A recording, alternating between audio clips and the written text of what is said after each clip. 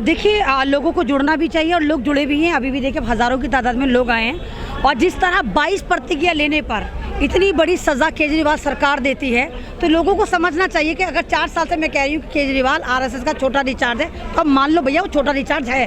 वो बीजेपी के साथ मिलकर काम करता है, वो कोई दलितों का हितैषी नहीं है, वो मुसलमानों का हितैषी नहीं है, वो संविधान का भी हितैषी नहीं है, वो बाबा साहब अम्बेडकर का भी हितैषी नहीं है, वो सिर्फ अपना सपना मनी मनी है। लेकिन वो तो भगत सिंह की फोटो लगाते हैं और बाबा साहब की फोटो लगाते हैं अपने ऑफिसों में, पंजाब में और दिल्ली में। वो फोटो लगाते हैं, वो दूसरी तरफ ये भी तो कहते हैं लक्ष्मी पे लक्ष्मी की फोटो लगाओ। वो नया गेम चलते हैं। उन्होंने देखा कि मोदी जी ने कुछ करा धरा है नहीं, धर्म की अफीम चटाई, सत्ता हथियाली, तो उन्होंने भी कहा कि भारत की करेंसी पर लक्ष्मी होनी चाहिए। अबे चलो, मोदी जी ने तो स्कूल की शक्ल नहीं देखी, केजरीवाल तुम तो अच्छे खासे पढ़े लिखे हो, आप बताओ लक्ष्मी पे लक्ष्मी लगाओगे? भाई लक्ष्मी तो है हमारी करेंसी, लक्ष्मी पे लक्ष्मी की तस्वीर लगाओगे। एक तो आप लक्ष्मी पे लक्ष्मी लगाओगे, दूसरा आप लक्ष्मी की तौहीन भी करोगे। तो आप ये जो धर्म का लेके चल रहे हो एक हथियार, तो उसमें आप बेनकाब होते नजर आते हो। नहीं तो उनको पता ना कि भारत के लोग कितने मानसिकता का गुलाम हो चुके हैं। उनको धर्म की अफीम चढ़ाओ, सब उसके पीछे पीछे चल देते हैं। तो आप देखिए मोदी जी के पीछे क्या हुआ, धर्म की अफीम तो चटाई थी, राम मंदिर बनवाएंगे, ये करवाएंगे, मथुरा काशी बाकी यही तो कहा। मोदी जी ने 15 लाख दिए, मोदी जी ने 2 करोड़ जॉब दी, मोदी जी ने किसानों की ऐसी तैसी मारी। तो केजरीवाल सोच रहा है मैं पागल हूँ इतनी मेहनत करूँ, धर्म की अफीम चटाऊंगा, मेरे पीछे भी लोग आएंगे, क्योंकि वो भी देखते 6 साल से तो लोग उसके पीछे चल ही रहे हैं। तो राजेंद्र पाल गौतम के साथ जो ये वाली विडम्बना हुई है कि उनको 22 प्रतिज्ञा लेने पर जिस तरह उनको मंत्री पद से हटाया गया है और जिस तरह हिंदू समाज से माफी मंगवाई गई है, तो ये बात बताता है कि दलित समाज की कोई वैल्यू नहीं है किसी भी पार्टी की नजर में। वो तो अमानत उल्ले के लिए सड़क पे नहीं आते, अमानत उठ जाता है, अमानत के लिए नहीं आते, वो किसी के लिए, वो अपने बंदों के लिए आते हैं। तो खास पर्टिकुलर लोगों को साथ लेकर चल रहे हैं। तो इससे वाली बात पता चलती है कि ये भी एक बनिया है और बनिया अपना अपना देखता है। बनिया नोट को खींचता है, अपने पास से नोट जाने नहीं देता। तो ये भी अपना सपना मनी मनी करके ये जेब में पैसा भर रहे हैं। किसने का ईमानदार है? इन्होंने महात्मा गांधी को भेजा जब इन्होंने अन्ना हजारे का आंदोलन चलाया था, उसके बाद इन्होंने आम आदमी पार्टी बना के आम आदमी लोगों की भावनाओं को बेचा। गिरगिट भी इतना रंग बदलता नहीं होगा जितना ये खुद बदलते हैं रंग। कितनी बार रंग बदलते हैं ये पहले कहते दिल्ली पुलिस मेरे हाथ में, दिल्ली पुलिस मेरे हाथ में। दिल्ली में कितनी लड़कियां मर जाती। राबिया सैफी जो दिल्ली में आप देखिए सेल्फ डिफेंस में थी, जिसको इन्होंने कहा था कि सेल्फ डिफेंस में ऑन ड्यूटी कोई लड़की मारी जाती है 1 करोड़ देंगे, फूटी कौड़ी नहीं दी। हाँ, तो तीसरी आज़ादी की जरूरत है भाई। भीमराव अम्बेडकर हमें संविधान देकर गए थे इज्जत से रहने के लिए, पढ़ने के लिए। तो मेरे भारत की शान मेरा संविधान, मेरी आन बान शान मेरा संविधान। संविधान किसने दिया? भीमराव अम्बेडकर ने। भीमराव अम्बेडकर के बारे में तुम प्रतिज्ञा तो उन्हीं की है ना, 22 प्रतिज्ञा, हमने तो नहीं बनाई। अगर उन प्रतिज्ञाओं को लेने के लिए आप किसी बंदे को पार्टी से बाहर कह के पूरे समाज से माफिया मंगवाते हैं, तो इससे बड़ा देशद्रोही हो ही नहीं सकता। बहुत ज्यादा बर्बादियां नोटबंदी करके जिनका चंगासी जिनका होना था, उनका वो अदानी अंबानी मोदी जी ये जीते थे, क्योंकि उत्तर प्रदेश का इलेक्शन इनको जीतना था और ये हार रहे थे, इसलिए नोटबंदी करके इन्होंने उत्तर प्रदेश का इलेक्शन जीता था। लेकिन टॉप 10 में तो धनपति आ गए आपका देश का, अडानी 2 नंबर पे आ गए, 3 नंबर। हाँ, तो अगर अडानी को सही मायने में, अगर अडानी के कर्जे भी देखे जाए ना, अडानी को आप इनकम देख रहे हैं। अगर अडानी ने जिस तरह बैंक के लोन ले रखे हैं और इनके गुजराती जो है वो माफ करे जा रहे हैं, अगर वो लोन लौटाने पर आ जाए, खुदा की कसम 5 किलो राशन की लाइन में अडानी आपको सबसे पहले नजर आएगा, अगर ये अपना सारा उधार क्लियर कर दे।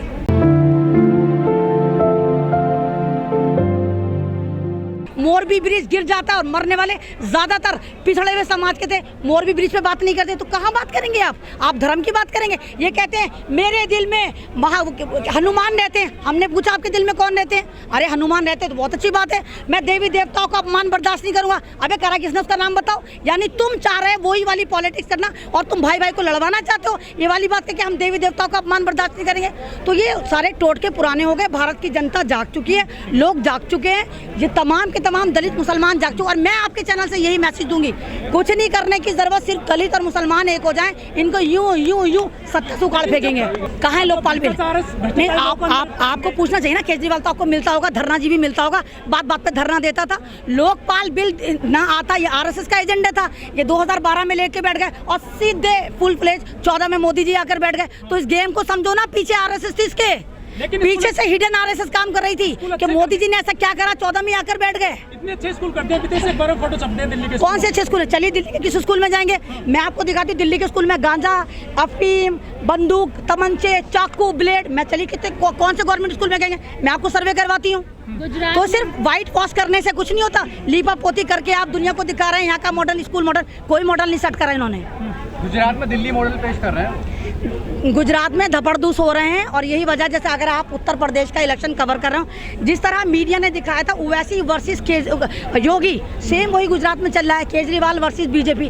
केजरीवाल वहाँ पर कुछ नहीं करेगा, कांग्रेस के पास ऑलरेडी 77 सीटें, 77 सीट से आगे ज़्यादा खाता खोलेगी ना, तो वहाँ पर बीजेपी धपड़धूस हो रही। तो अपने छोटे रिचार्ज को बुलाया, ओ केजरीवाल चल इधर आ, यहाँ पर मेरा वोट काट, तो वोट काटने गया, वहाँ कुछ नहीं करेगा ये, तभी तो नहीं बोले ना। आप ये देखिए, एक घड़ी बनाने वाले को, एक बल्ला बनाने वाले को एक पुल बनाने का ठेका दे दिया जाता है और उसमें कोई कार्रवाई नहीं, कोई एफआईआर किस पे हो रही है? गरीब लोगों पर, चौकीदार पर, टिकट काटने वाले पर, सिक्योरिटी गार्ड पर। लेकिन जो था पटेल उस पर नहीं हो रही, क्योंकि मोदी जी के तार, इसके केजरीवाल के तार उससे निकलते हैं। तो जनता को समझना चाहिए कि तुम्हारा हितैषी कौन है, तुम्हारा दुश्मन कौन है। लेकिन फ्री बिजली पानी एजुकेशन दे रहे दिल्ली में, तो अपने बाप के खाते से दी थी, अपने घर से दी थी। अरे हमसे टैक्स लेते हैं, हमें फ्री दे दिया, अपने पास से तो नहीं दी ना, हमारा टैक्स ही हमें लौटाया ना। और किसको दी? हमारे इलाके में तो किसी को नहीं मिलते, ना बिजली मिलती ना पानी मिलता। और मैंने पहले ही कहा था कि पहली बार ये क्लीन चिट चलेगा, दूसरी बार ये दूसरी सरकारों से ज़्यादा भ्रष्ट हो जाएगा। दूसरे टर्म ने इसने बिजली बंद कर दी, पानी बंद कर दिया। तो ये सारे के सारे जो बनिया सोच के, मनुवादी सोच के लोग हैं, ये आपको गुलाम बनाना चाहते हैं और ये धर्म की अफीम चटा के आपको बेवकूफ़ बना रहे हैं। तो जनता को अवेयर होना चाहिए। अभी भी अगर तमाम जितने भी ये जनसंघ जाग जाए, तमाम दलित जाग जाए, मुसलमान जाग जाए, इनको मैंने कहा ना यूं सत्ता से बाहर करेंगे। तो लोग कह रहे हैं, मैं तो 4 साल से कह रही हूँ, लोग तो अभी कह रहे हैं, मैं आपको 4 साल पुरानी वीडियो बताऊंगी जहाँ मैं कह रही कि आरएसएस का छोटा रिचार्ज है। दिल्ली में कांग्रेस को खत्म करने के लिए यहाँ पर आम आदमी पार्टी आई, उत्तर प्रदेश में खत्म करने के लिए वहाँ पे अखिलेश यादव को लेकर आए। तो ये सारा का सारा कांग्रेस को खत्म करने के लिए छोटी छोटी पार्टी पैदा करते हैं और ऐसा नैरेटिव सेट करते हैं कि अगर ये पार्टी आ गई तो तुम्हें स्वर्ग पहुंचा देगी, धरती पर स्वर्ग दिखा देगी। दिखा तो रखा स्वर्ग, सारे परेशान है दिल्ली में, कौन खुश है दिल्ली में? नहीं, अगर आप देखिए ना उत्तर प्रदेश में, अगर हम अपनी बात करते हैं, हमारे बचपन में 20-25 साल में कांग्रेस चलती थी माँ, अब कांग्रेस का नाम लेवा नहीं उत्तर प्रदेश में, ना दिल्ली में। ऐसा कैसे हो सकता है कि एक पार्टी झाड़ू उठाकर आती है, पूरी दिल्ली पर झाड़ू फेर देती है? सोचो ना कि कौन सी ताकत उसके पीछे थी। उसके पीछे आरएसएस थी, पूरा का पूरा वो डाइवर्ट करा, मीडिया पे पूरा नैरेटिव सेट करा कि भाई देखो करप्शन नहीं होने देंगे, ये नहीं होने देंगे, वो नहीं होने देंगे। और मोदी ने अपना नैरेटिव दिखाया, 15 लाख आएंगे, 15 लाख आएंगे। आए 15 लाख? किसान परेशान, जवान परेशान, मजदूर परेशान, महिला परेशान, पत्रकार परेशान, कौन खुश है? नहीं, अखिलेश दलित विरोधी नहीं है, लेकिन मैंने कहा कि कांग्रेस को खत्म करने के लिए पार्टियों का गठन करा गया। पंजाब में सरकार होती थी, कांग्रेसी कहते थे केजरीवाल की धुआं आ रहा है, पराली जल रही है। अब नहीं, अब कहाँ गया? अब कहाँ गया? अभी मतलब 2 साल पहले तक तो इनका स्टेटमेंट होता था कि पराली जला रहे पंजाबी। अब बोलेंगे तो पंजाबी इन पर तीली नहीं लगा के फूंक देंगे। अब वही पंजाब के ट्रक भर भर के वहाँ पहुँच रहे हैं गुजरात। कोई दिखा रहा है, सारे के सारे सिख बरादरी पहुंची और कह रहे हैं अरे इन्हें पंजाब में हमें बेवकूफ़ बना दे। तुम नहीं बेवकूफ़ बनना, इनने पंजाब में ऐसी तैसी मारा, कुछ नहीं करा। मैं खुद पंजाब में गई, मुझसे लोगों ने पकड़ के कहा कि जिस तरह केजरीवाल ने तुम लोगों को बेवकूफ़ बनाया, इस तरह हमें पंजाब में बेवकूफ़ बना रहे। कुछ नहीं करा, जितने वादे करे तो उसमें से फूटी कौड़ी का इसने विकास नहीं करा। अंधा बाटे शीरनी अपनों को वही बांट रहे होंगे, पेजों में बांट रहे होंगे, पेपर में बांट रहे होंगे, ट्विटर पे बांट रहे होंगे। रियल में तो कुछ भी नहीं होगा। रियल में वही होगा, सोचता बना सन्नाटा को कुछ नहीं होगा। मोदी जी हुए, केजरीवाल जी हुए, सभी कहते थे जहाँ झुकी वहाँ मकान। अभी देखिए आप बाड़ा इंदौराव में कितनी सारी मकान टूटे हैं, कितने सारे लोग बेघर हुए हैं। तो जो गरीब होता है उसका कोई धर्म नहीं होता, ना वो हिंदू होता, ना मुसलमान होता, ना दलित होता, वो इंसान होता है। आप लोगों के मकान तोड़ा और उस वक्त जब वहाँ पर आप वोट लेने जाते हैं, पक्के मीटर है, पानी है, सब कुछ है, तब तो आप नहीं सोचते, लेकिन एकदम से तोड़कर चले जाते हैं। तो क्या है ड्रामा? आप लोगों को बेघर कर रहे हैं केजरीवाल साहब, आप भी कर रहे हैं। क्या रोजगार मिला दिल्ली में? आप दिल्ली में रहती हैं? नहीं, अगर मुझे रोजगार मिलता तो मैं यहाँ भौंक रही होती, चीख रही चिल्ला रही होती, मैं भी किसी जॉब में आराम से बैठी हुई होती, ऐसी में मजे ले रही होती। अगर मैं यहाँ पर आप समाज की आवाज़ उठा रही हूँ, यानी मैं भी आप तो आंदोलनजीवी है ना? नहीं, आंदोलनजीवी क्यों बने? जब हमारे पे जुल्म हुआ, जब हमें दबाया गया, जब हमारे समाज पे टारगेट करा, हमें आतंकवादी बताया गया, हमारी महिलाओं को टारगेट करा, हमारे हिजाब को, हमारी मस्जिद को, हमारी इंसानियत को, हमारे संविधान को, हमारे भारत को टारगेट करा गया, तब हम लोग सड़कों पर आए ना। किसको शौक होता है सड़क पर आए, अपने पे यूएपीए लगाए? मेरे पे भी बहुत सारे केस है, लेकिन मैं लड़ रही हूँ और आखिर वक्त तक दलितों की भी लड़ाई लड़ूंगी, समाज की भी लड़ाई लड़ूंगी, संविधान की भी लड़ाई लड़ूंगी। ज़्यादा क्या करेंगे? जेल में डाल देंगे, गोली मार देंगे। भैया कितनी गोलियां हैं, कितनों को मारोगे? मार दो गोली, हम तैयार हैं, हमारे सीने भी तैयार है, लेकिन भीमराव अंबेडकर के संविधान को ना बदल बदलने देने के, न भारत की जनता पे जुल्म होने देने के।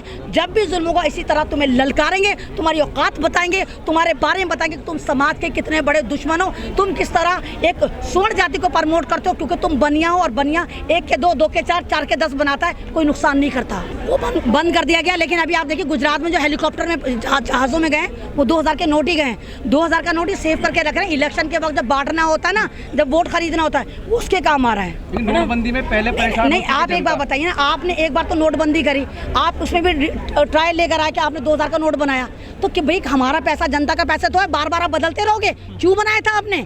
आपको जब पता कि भारत की जनता भूखी नंगी है, 2000 का नोट अफोर्ड नहीं कर सकती। जब उसके अच्छे दिन थे सन 2014 से पहले, तब भी उसके बाद 2000 का नोट नहीं था। जब आपने बर्बाद करके 2000 का नोट लिया है, 2000 का नोट क्या आप तो 500 का नोट भी नहीं खुलवाते। आप चलो 100 रुपए का सामान लो, दुकानदार कहेगा नहीं है छुट्टा, यानी उसकी बोनी हुई ही नहीं। रिजवी जी, आज बरसी है नोटबंदी की, 8 नवंबर है, कितना बदलाव आया लोगों की जिंदगी में, आपकी जिंदगी में भी? अच्छे खासे बर्बाद हो गए, अच्छे खासों ने खुदकुशियां करी, अच्छे खासों के टोटे पड़े में भूखे मर रहे हैं, लोगों के बिजनेस खत्म हो गए।